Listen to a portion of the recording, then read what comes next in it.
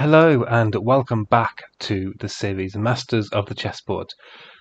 This is game number 25, and in this series we are going through the famous book by Richard Reti, Masters of the Chessboard, looking at each of the games in that book one at a time and Reti's analysis of these games. This is game 25, and it is the first game we're looking at where we are looking at it from the perspective of Emanuel Lasker. We've seen one of Lasker's games before when he was against Tarrasch, but this is the first one from Lasker's perspective.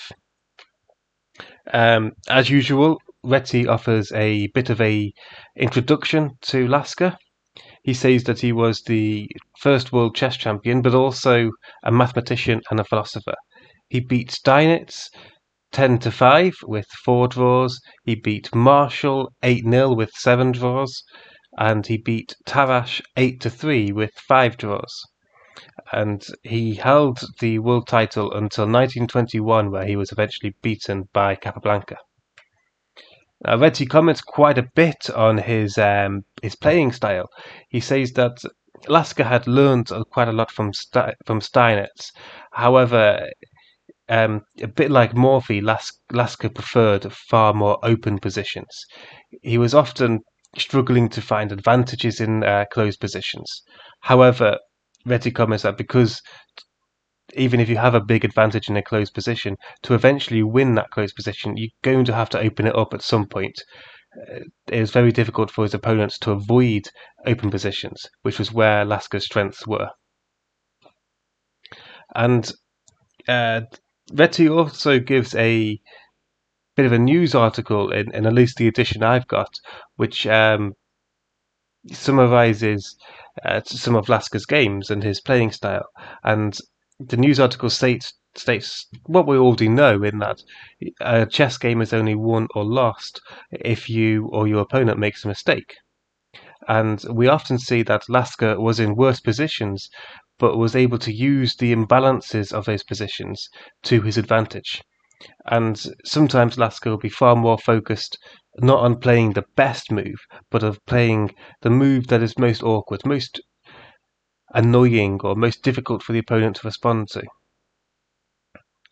And Reti also comments that Lasker would often analyze his opponent's games and play to their strengths or weaknesses rather than playing to his own, which he would still do. He would often try and open up the position. He would also play to their opponent's strengths and weaknesses. Now, in this game we're about to look at now, we see something similar to what we've seen with Steinitz, where Lasker will have the bishop pair, and his opponent will have a bishop and a knight, and we will see how Lasker will use his pawns to limit the opponent's bishop and knight, but also at the same time use those pawns to generate an attack. Now, the game started off with e4, e5, and then we have d4. Now, Reti comments that in e4, e5 openings, you often want to try and push d4 to try and open up the game, but you normally want to prepare it first. And playing d4 now is a bit of a mistake because it needs some preparation. Obviously, you can play c6 and go into the Danish gambit, which can lead to some very interesting positions. But here we see queen takes d4.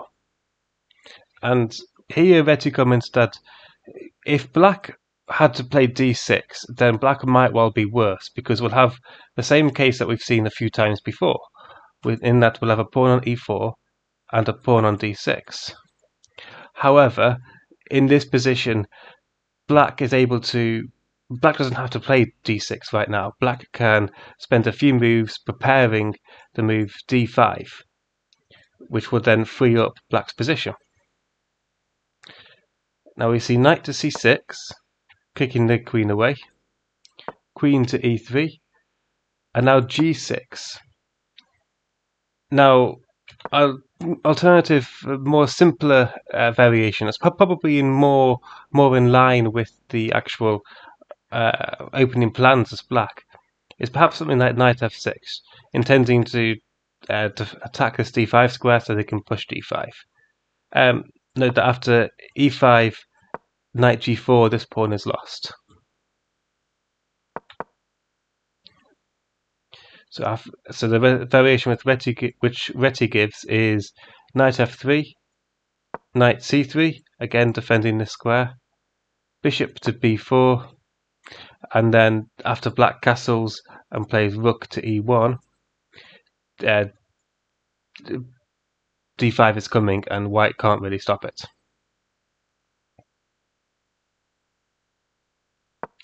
However, in the game we don't see this knight f6 move. We see instead g6. And Reti comments that this continuation isn't really as clear cut as knight f6 and pinning the knight and trying to castle and push d5. It's a bit more difficult to see what Black's intentions are with this move. It's perhaps not quite as good, but it's certainly not bad, and it's difficult to see what Black's intentions are. It makes it harder for White to know how to respond, because Black may be trying to push d5, or with this g6 move, they may be trying to push f5 instead. Therefore, White's plan to try and control the center is now a bit more complicated. Now here we see bishop to d2. Reti comments that after knight c3, Blackburne was supposedly afraid of knight to b4, threatening this nice little fork. However, just dropping the queen back and just developing normally seems to be just fine for Black, so it's not too clear what he was afraid of. But I think in this position, White may even have a bit of an advantage. But he was afraid of this knight b4 move, so he played bishop d2. You see bishop to g7, attacking the rook, knight to c3, knight to f6. That was White's turn, sorry. Castles and castles. And now Reti comments that there's no real way for White to stop d5, especially if Black throws in the rook e8 move, since e takes d5 isn't really an option there.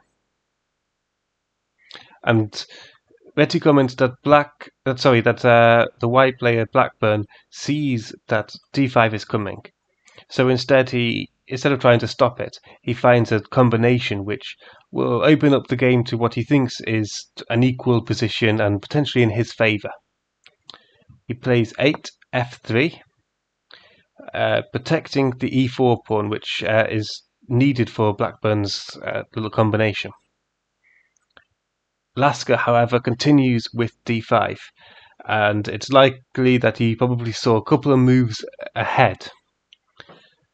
Now after this we see queen to c5, trying to get the attack going slowly. D takes e5, bishop to g5,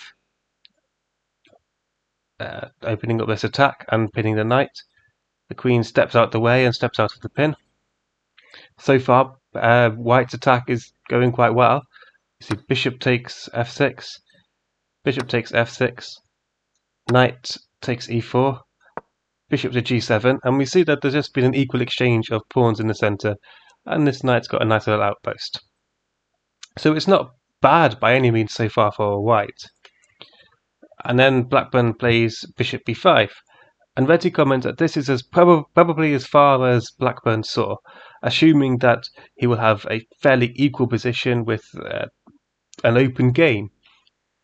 However, what he didn't see was this queen to e5 move, attacking the queen and x-raying the bishop, which essentially forces an exchange of queens. And after this exchange, you don't particularly want this capture leaving you with double pawns.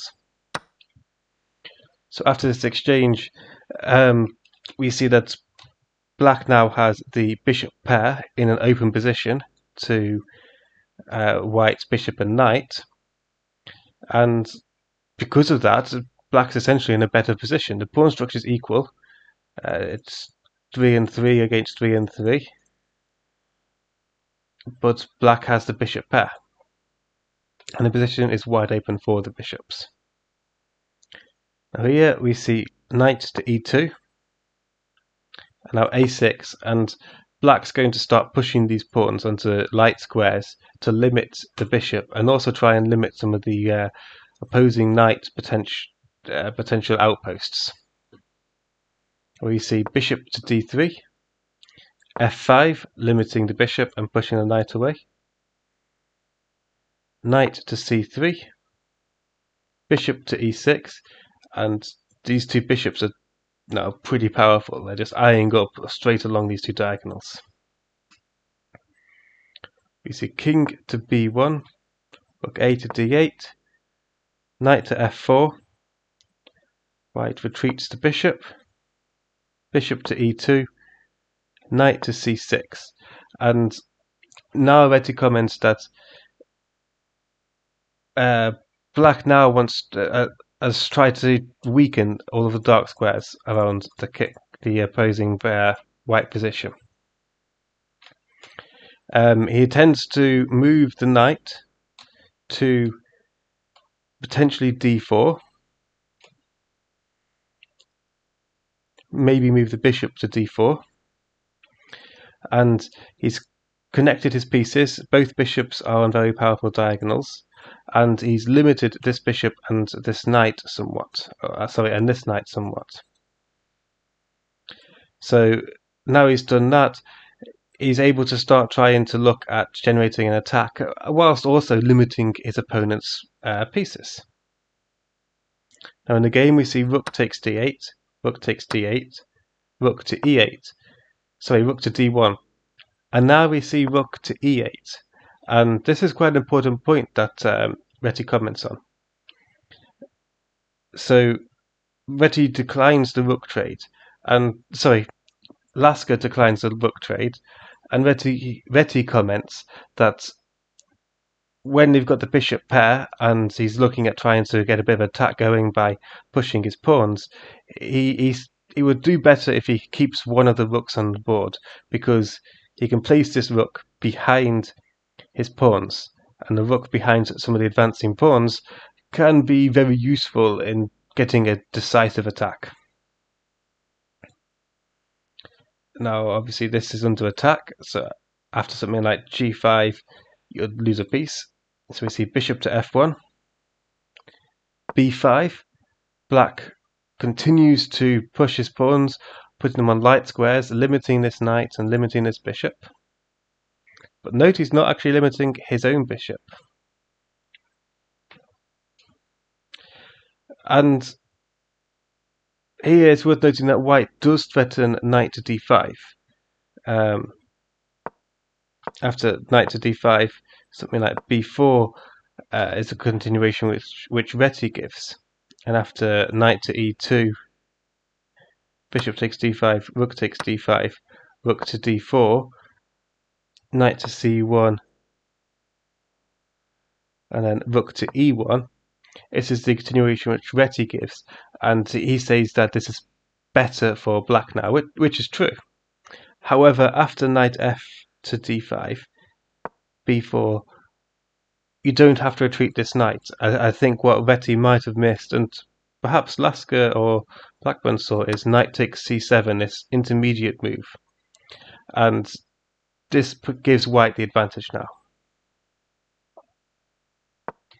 So white did have this move, however he played instead knight to d3. Now here we have bishop to d4, and Reti comments that Lasker now with this move starts trying to rearrange his pieces. He's achieved what he wanted. He's got control of the file, he's got his knight ready to jump in, he's weakened the dark squares in the opponent's position. Notably this e3 square is notably weak. We'll see that come into play later on. So he's got everything he wanted. His pawns are limiting the opponent's pieces, and his pawns are also 2 moves in towards starting an attack. So now he's starting to rearrange his pieces. This bishop's going to go back to b6, because note, now these pawns have moved. Black's dark squares are very weak. So this bishop is going to b6 to retreat back to So this bishop's going to d4 to retreat back to b6 to protect these dark squares, and also potentially prevent any knight c5 ideas.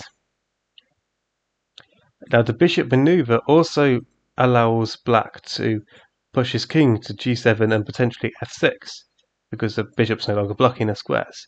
And Reti comments that this is something we saw in some of the Steinitz games, where if you have the bishop pair, even though the position is open, if you're the one who controls the position with the bishop pair, then you can often bring your king up to control the central squares. In this instance, the e5 square, stopping any potential knight moves, potentially after a pawn push. And this king maneuver, I think, is Reti places quite a bit of emphasis on, because black has a bishop pair, he's able to move his king and use his king as an active piece a lot sooner than he might if he didn't have the bishop pair, like a lot sooner than white can move his king. And now black has played this bishop d4 and the dark squares are covered. Black is now able to, once black retreats his bishop to b6 and he plays his king to f6, covering the potential weak dark squares, his knight is then able to move from c3, perhaps via e7 and d5, into this weakened e3 square. Which is why Lasker wanted to make sure that this d4 square and all of the other dark squares are covered by this bishop, because the knight will no longer be covering these squares once it moves. Now here we see knight to e2, attacking the bishop, bishop to b6, b3, trying to start gaining some ground himself on the queen side, king to g7, c3, king f6, king c2, knight e7, knight e to c1, knight to d5, now king b2. The threat was this fork here. So king b2. And we see that white hasn't really achieved that much. They didn't really have much they could really go for. And it sort of shows what's white's overall game plan here. It's not really too clear. White's pieces are not very well coordinated at all. And now Lasker has control of all of the dark squares. The pieces are posted very well. He's now able to go up to break through the white position. In this instance, he breaks through the position with a pawn break, b4. And this is sort of in contrasting to some of the Steinitz games we saw, where the breakthrough of the position was sometimes a bit more systematic. However, b4 unleashes quite a nice little combination, which leads to a very easily winning endgame. Now here we see knight takes b4. Note that c takes b4. The continuation would be bishop to d4 check. And if the king moves to here, there'd be a fork. Oh, no, sorry. King moves to here, there'd be a fork. The king moves to here, there'd be a fork. So king moving to a3 is pretty much the only real option. But then after knight e3, black's just dominating now. Black is just controlling all of the squares around the white position. So we see knight takes b4 instead of c takes b4. Now we see knight to e3. Note this square we mentioned earlier was weakened by this f3 push, and Lasker uses that to his advantage and posts a knight there. We see rook to e1, knight to c4 check, bishop takes c4, rook takes e1, and bishop takes a6. So material is equal. Note that this combination white. So in this combination, white traded a rook for a piece and a pawn, but black was already a pawn down, which means that the material is points-wise equal. However, after rook to g1, g3, rook g2 check, king a3, rook takes h2, Reti comments that this is probably as far as Lasker had to calculate, because this ending is now winning quite easily. And yeah, I just turned on the computer and it gives it as minus 4.42. And the reason mainly is Lasker's up a pawn, the rook is on the 7th, he has the bishop pair, and his bishop, all of his pieces are a bit more active really than the white pieces. Now this is the end of Reti's analysis. He does show the rest of the moves, which I'll show very quickly. However, I'm not going to go into much analysis or in-depth because I normally rely on Reti's analysis and in-depth, and I rely on Reti's analysis rather than my own. Now here we saw knight to e2, rook to g2, knight to c2, g5, bishop to d3, h5, king to b4, bishop f2, double attack on this pawn, a4, c5 check. The pawn was defended by the bishop, king to b5, bishop takes b3, a5, c4, bishop takes c4, bishop takes c2, a6, bishop to d1, knight to d4, and now we see bishop takes d4, c takes d4, bishop takes f3, d5, bishop to e2, bishop takes, rook takes, a7, and rook a2. And this is now easily winning. Even if we were to go here, you could push this pawn to try and break through. I don't know if this might even still work. King takes a7, and king e5. Yeah, and you haven't really got time. It's now just 3 pawns versus 1. This is probably the easier way to win. However, just breaking through here might well be an option. Or going like that. That's probably the easiest option. And this pawn is beautifully pinned as well. I suspect there's probably a better way around it for white and black, but yeah, in this position it's easily winning. Black is just up a rook here.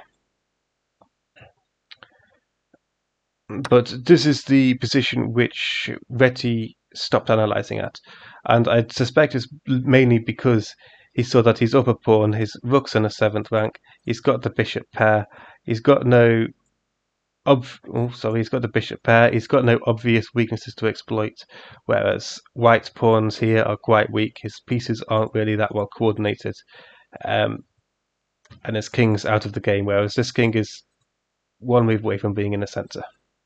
So it's easily winning for Lasker in this position.